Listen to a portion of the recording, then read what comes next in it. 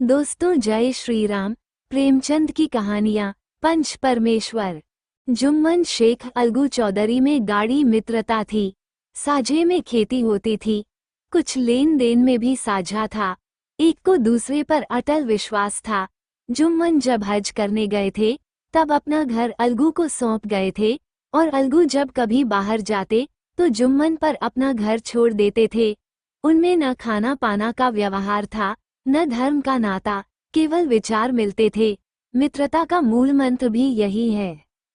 इस मित्रता का जन्म उसी समय हुआ जब दोनों मित्र बालक ही थे और जुम्मन के पूज्य पिता जुमराती उन्हें शिक्षा प्रदान करते थे। अलगू ने गुरुजी की बहुत सेवा की थी, खूब प्याले धोए। उनका हुक्का एक क्षण के लिए भी विश्राम न लेने पाता था, क्योंकि प्रत्येक चिलम अलगू को आध घंटे तक किताबों से अलग कर देती थी। अलगू के पिता पुराने विचारों के मनुष्य थे। उन्हें शिक्षा की अपेक्षा गुरु की सेवा शुश्रूषा पर अधिक विश्वास था। वह कहते थे कि विद्या पढ़ने ने नहीं आती, जो कुछ होता है गुरु के आशीर्वाद से, बस गुरु जी की कृपा दृष्टि चाहिए।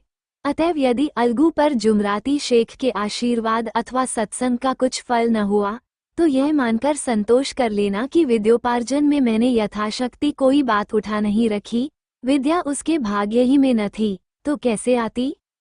मगर जुमराती शेख स्वयं आशीर्वाद के कायल न थे। उन्हें अपने सोटे पर अधिक भरोसा था, और उसी सोटे के प्रताप से आज पास के गौओं में जुम्मन की पूजा होती थी। उनके लिखे हुए रेहननामे या बैनामे पर कचहरी का मुहर्रिर भी कदम न उठा सकता था। हल्के का डाकिया, कांस्टेबल और तहसील का चपरासी सब उनकी कृपा की आकांक्षा रखते थे। अतएव अलगू का मान उनके धन के कारण था, तो जुम्मन शेख अपनी अनमोल विद्या से ही सबके आदर पात्र बने थे। जुम्मन शेख की एक बूढ़ी खाला मौसी थी। उसके पास कुछ थोड़ी सी मिल्कियत थी, परंतु उसके निकट संबंधियों में कोई न था। जुम्मन ने लंबे चौड़े वादे करके वह मिल्कियत अपने नाम लिखवा ली थी। जब तक दानपत्र की रजिस्ट्री न हुई थी तब तक खालाजान का खूब आदर सत्कार किया गया। उन्हें खूब स्वादिष्ट पदार्थ खिलाए गए, हलवे पुलाव की वर्षा सी की गई। पर रजिस्ट्री की मोहर ने इन खातिरदारियों पर भी मानो मुहर लगा दी।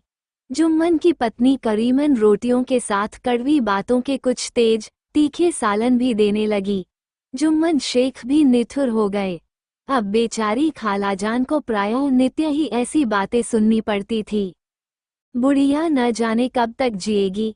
2-3 बीघे ऊसर क्या दे दिया, मानो मोल ले लिया है।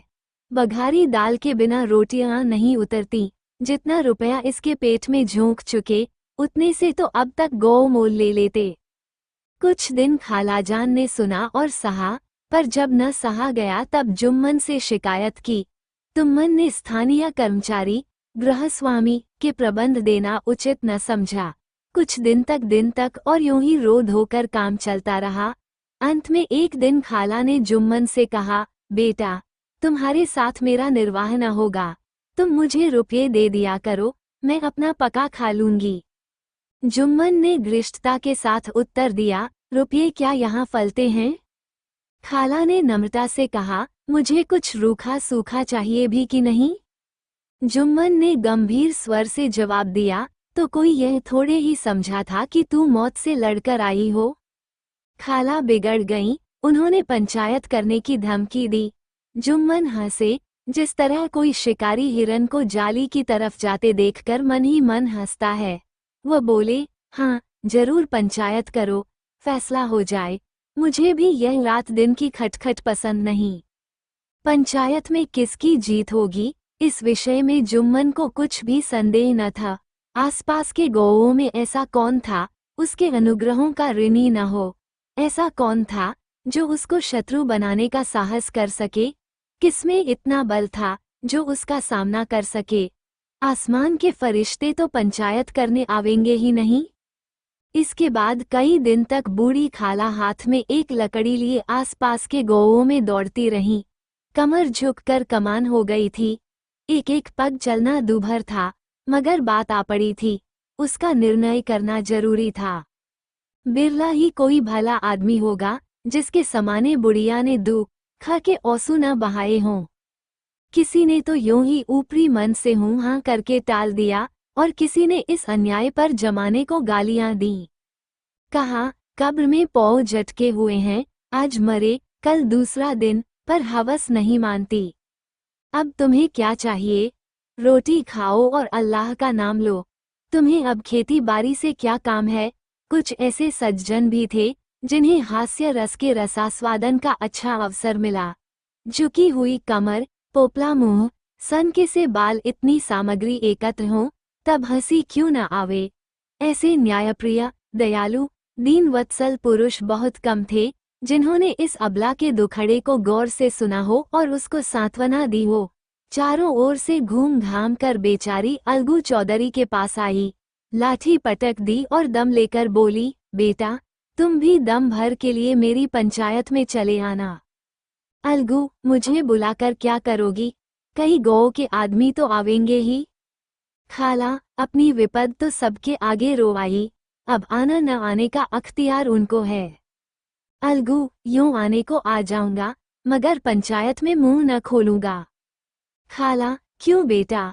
अलगू, अब इसका क्या जवाब दूं? अपनी खुशी, जुम्मन मेरा पुराना मित्र है, उससे बिगाड़ नहीं कर सकता।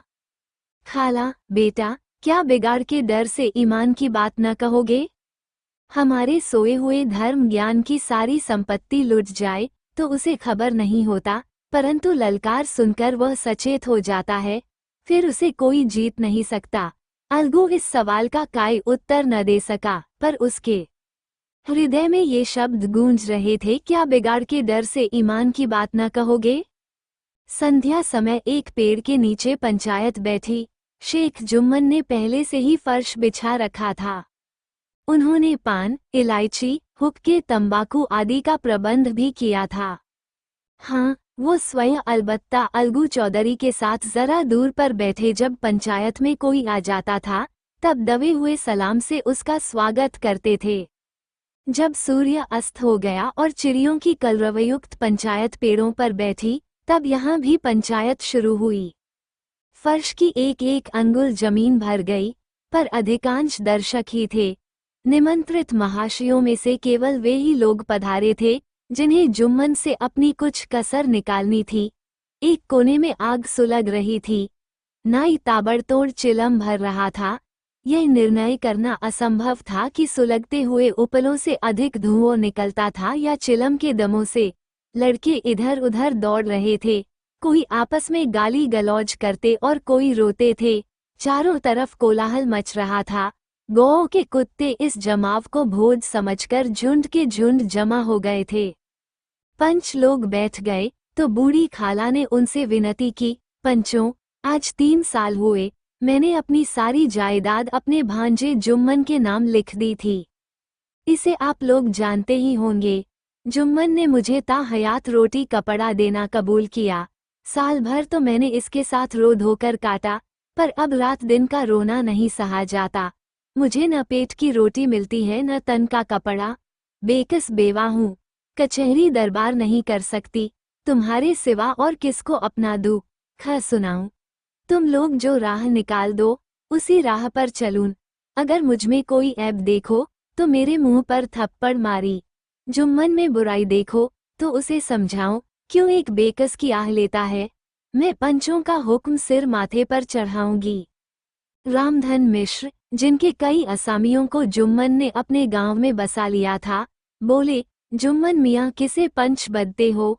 अभी से इसका निपटारा कर लो, फिर जो कुछ पंच कहेंगे वही मानना पड़ेगा।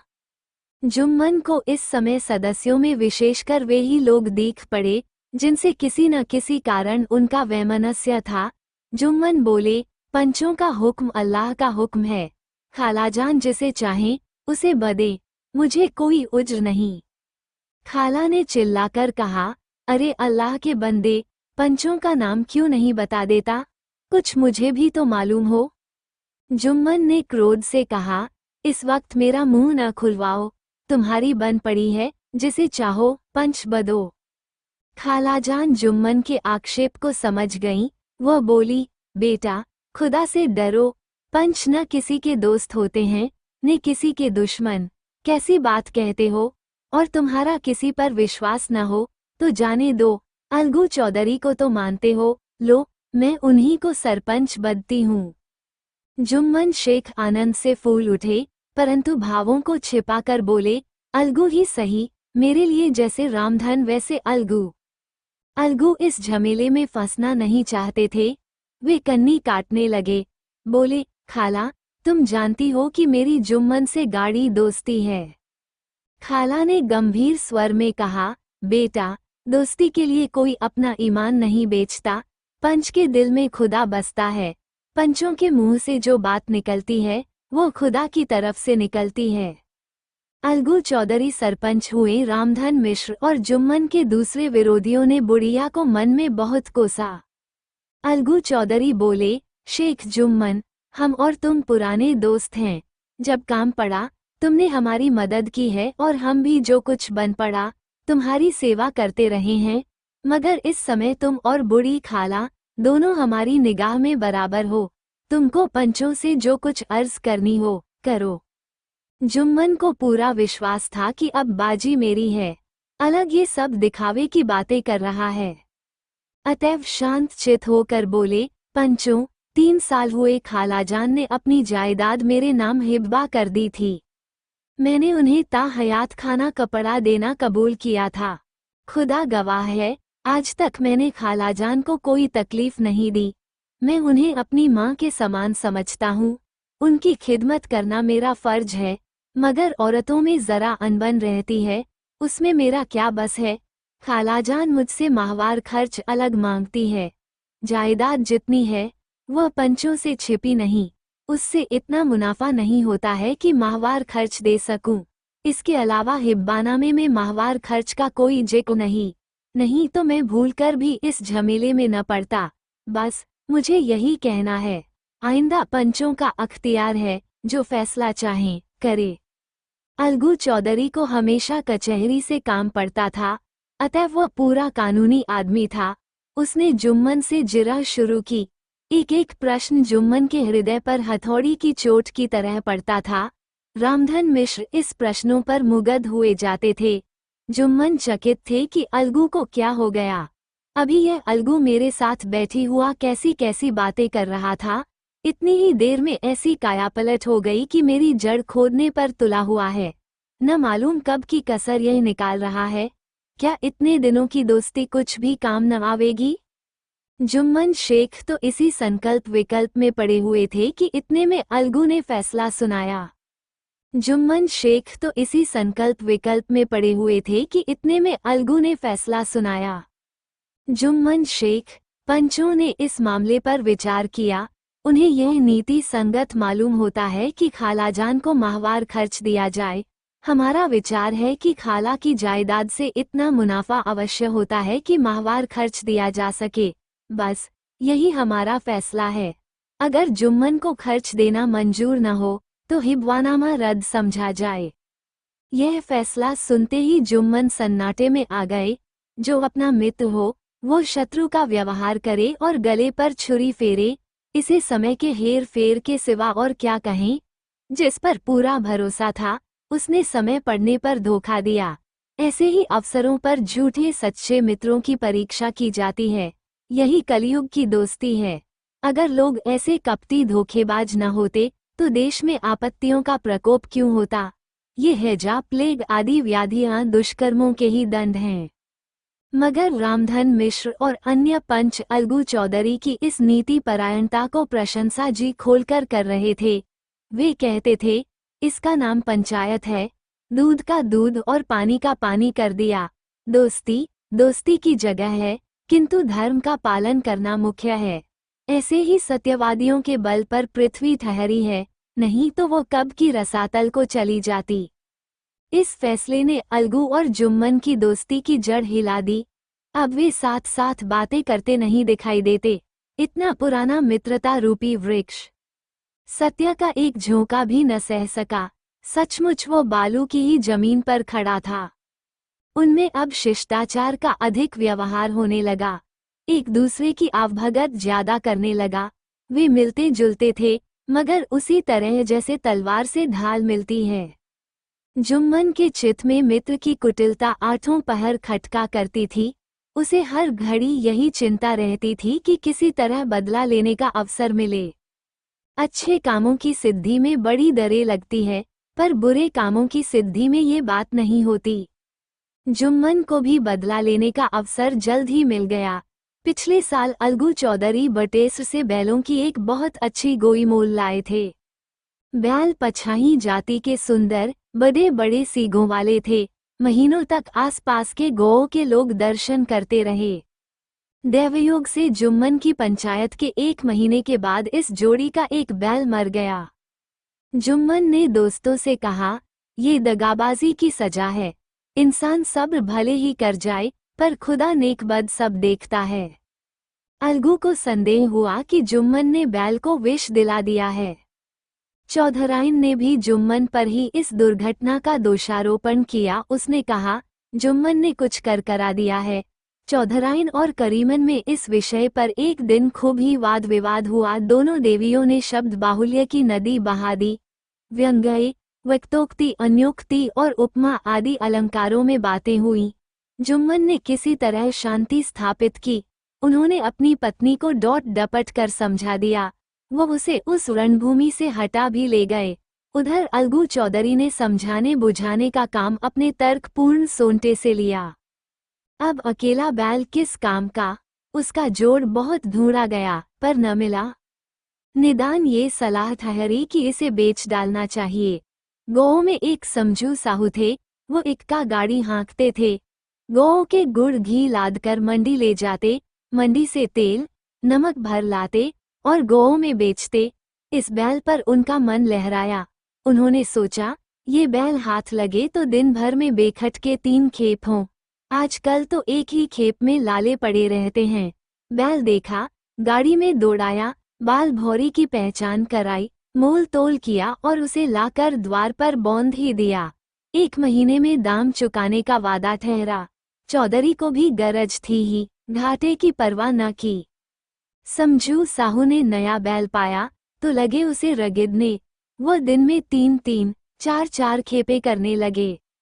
न चारे की फिक्र थी, न पानी की, बस खेपों से काम था। मंडी ले गए, वहां कुछ सूखा भूसा सामने डाल दिया। बेचारा जानवर अभी दम भी न लेने पाया था कि फिर जोत दिया। अलगू चौधरी के घर था तो चैन की बंशी बजती थी। बैलराम छठे छमाहे कभी बहली में जोते जाते थे। खूब उछलते कूदते और कोसों तक दौड़ते चले जाते थे। वहां बैलराम का रातिब था। साफ पानी, दली हुई अरहर की दाल और भूसे के साथ खली, और यही नहीं, कभी कभी घी का स्वाद भी चखने को मिल जाता था। शाम सवेरे एक आदमी खरहरे करता, पूछता और सहलाता था। कहाँ वो सुख चैन, कहाँ यह 8 पहर कही खपत। महीने भर ही में वह पिस सा गया। इक्के का ये जुआ देखते ही उसका लहू सूख जाता था। एक एक पग चलना दूभर था। हडिडियां निकल आई थी, पर था वह पानीदार, मार की बर्दाश्त न थी। एक दिन चौथी खेप में साहू जी ने दूना बोझ लादा। दिन भर का थका जानवर, पैर न उठते थे। पर साहू जी कोड़े फटकारने लगे। बस, फिर क्या था, बैल कलेजा तोड़ का चला। कुछ दूर दौड़ा और चाहा कि जरा दम ले लूं, पर साहू जी को जल्द पहुंचने की फिक्र थी। अतएव उन्होंने कई कोड़े बड़ी निर्दयता से फटकारे। बैल ने एक बार फिर जोर लगाया, पर अब की बार शक्ति ने जवाब दे दिया।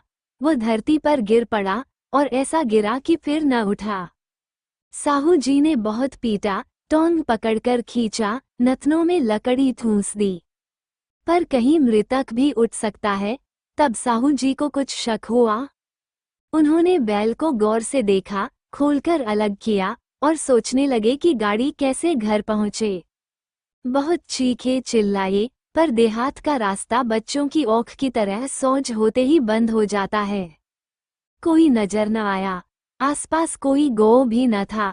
मारे क्रोध के उन्होंने मरे हुए बैल पर और दुर्रे लगाए और कोसने लगे। अब भागे, तुझे मरना ही था तो घर पहुंचकर मरता। ससुरा बीच रास्ते ही में मर रहा। अब गड़ी कौन खींचे। इस तरह साहू जी खूब जले भुने। कई बोरे गुड़ और कई पीपे घी उन्होंने बेचे थे। 200-250 रुपये कमर में बंधे थे। इसके सिवा गाड़ी पर कई बोरे नमक थे, अतएव छोड़कर जा भी न सकते थे। लाचार बेचारे गाड़ी पर ही लेटे गए, वहीं रत जगा करने की ठान ली। चिलम पी, गाया, फिर हुक्का पिया। इस तरह साह जी आधी रात तक नींद को बहलाते रहें। अपनी जान में तो वह जागते ही रहे, पर पौ फटते ही जो नींद टूटी और कमर पर हाथ रखा तो थैली गायब। घबराकर इधर उधर देखा तो कई कनस्तर तेल भी नदारत। अफसोस में बेचारे ने सिर पीट लिया और पछाड़ खाने लगा। प्रातः काल रोते बिलखते घर पहुंचे। सहुआइन ने जब ये बुरी सुनावनी सुनी तब पहले तो रोई, फिर अलगू चौधरी को गालियां देने लगी। निगोड़े ने ऐसा कुलच्छनी बैल दिया कि जन्म भर की कमाई लुट गई। इस घटना को हुए कई महीने बीत गए। अलगू जब अपने बैल के दाम मांगते तब साहू और सहुआइन दोनों ही झल्लाए हुए कुत्ते की तरह चढ़ बैठते और अंड बंड बकने लगते। वाह, यहाँ तो सारे जन्म की कमाई लुट गई, सत्यानाश हो गया, इन्हें दामों की पड़ी है। मुर्दा बैल दिया था, उस पर दाम मांगने चले हैं। ओखों में धूल झोंक दी, सत्यानाशी बैल गले बौंध दिया, हमें निरा पोंगा ही समझ लिया है। हम भी बनिए के बच्चे हैं, ऐसे बुद्धू कहीं और होंगे। पहले जाकर किसी गड्ढे में मुंह धो आओ, तब दाम लेना। न जी मानता हो तो हमारा बैल खोल ले जाओ, महीना भर के बदले 2 महीना जोत लो। और क्या लोगे? चौधरी के अशुभ चिंतकों की कमी न थी। ऐसे अवसरे पर वे भी एकत्र हो जाते और साहू जी के बराने की पुष्टि करते। परंतु 150 रुपये से इस तरह हाथ धो लेना आसान न था। एक बार वह भी गरम पड़े। साहू जी बिगड़कर लाठी ढूंढने घर चले गए। अब सहुआइन ने मैदान लिया। प्रश्नोत्तर होते होते हाथापाई की नौबत आ पहुंची। सहुआइन ने घर में घुसकर किवाड़ बंद कर लिए। शोरगुल सुनकर गौ के भलेमानस घर से निकाला। वो परामर्श देने लगे कि इस तरह से काम न चलेगा, पंचायत कर लो। कुछ तय हो जाए, उसे स्वीकार कर लो। साहू जी राजी हो गए। अलगू ने भी हामी भर ली। पंचायत की तैयारियां होने लगीं। दोनों पक्षों ने अपने अपने दल बनाने शुरू किए। इसके बाद तीसरे दिन उसी वृक्ष के नीचे पंचायत बैठी। वही संध्या का समय था। खेतों में कौए पंचायत कर रहे थे। विवादग्रस्त विषय था ये कि मटर की फलियों पर उनका कोई स्वत्व है या नहीं, और जब तक ये प्रश्न हल न हो जाए तब तक वे रखवाले की पुकार पर अपनी अप्रसन्नता प्रकट करना आवश्यकत समझते थे। पेड़ की डालियों पर बैठी शुक मंडली में वह प्रश्न छिड़ा हुआ था कि मनुष्यों को उन्हें वेसुरोवत कहने का क्या अधिकार है, जब उन्हें स्वयं अपने मित्रों से दगा करने में भी संकोच नहीं होता। पंचायत बैठ गई तो रामधन मिश्र ने कहा, अब देरी क्या है, पंचों का चुनाव हो जाना चाहिए। बोलो चौधरी, किस किस को पंच बदते हो? अलगू ने दीन भाव से कहा, समझू साहू ही चुन ले। समझू खड़े हुए और कड़कर बोले, मेरी ओर से जुम्मन शेख। जुम्मन का नाम सुनते ही अलगू चौधरी का कलेजा धक धक करने लगा, मानो किसी ने अचानक थप्पड़ मारा दिया हो। रामधन अलगू के मित्र थे, वह बात को ताड़ गए। पूछा, क्यों चौधरी, तुम्हें कोई उज्र तो नहीं? चौधरी ने निराश होकर कहा, नहीं, मुझे क्या उज्र होगा। अपने उत्तरदायित्व का ज्ञान बहुधा हमारे संकुचित व्यवहारों का सुधारक होता है। जब हम राह भूलकर भटकने लगते हैं तब यही ज्ञान हमारा विश्वसनीय पथ प्रदर्शक बन जाता है। पत्र संपादक अपनी शांति कुटी में बैठा हुआ कितनी धृष्टता और स्वतंत्रता के साथ अपनी प्रबल लेखनी से मंत्रिमंडल पर आक्रमण करता है, परंतु ऐसे अवसर आते हैं जब वह स्वयं मंत्रिमंडल में सम्मिलित होता है। मंडल के भवन में पग धरते ही उसकी लेखनी कितनी मर्मज्ञ, कितनी विचारशील, कितनी न्यायपरायण हो जाती है। इसका कारण उत्तरदायित्व का ज्ञान है। नवयुवक युवावस्था में कितना उद्दंड रहता है, माता पिता उसकी ओर से कितने चिंतित रहते हैं। वे उसे कुल कलंक समझते हैं, परंतु थोड़ी ही समय में परिवार का बोझ सिर पर पड़ते ही वो अव्यवस्थित चित्त उन्मत्त युवक कितना धैर्यशील, कैसा शांतचित्त हो जाता है। ये भी उत्तरदायित्व के ज्ञान का फल है। जुम्मन शेख के मन में भी सरपंच का उच्च स्थान ग्रहण करते ही अपनी जिम्मेदारी का भाव पैदा हुआ। उसने सोचा, मैं इस वक्त न्याय और धर्म के सर्वोच्च आसन पर बैठा हूँ।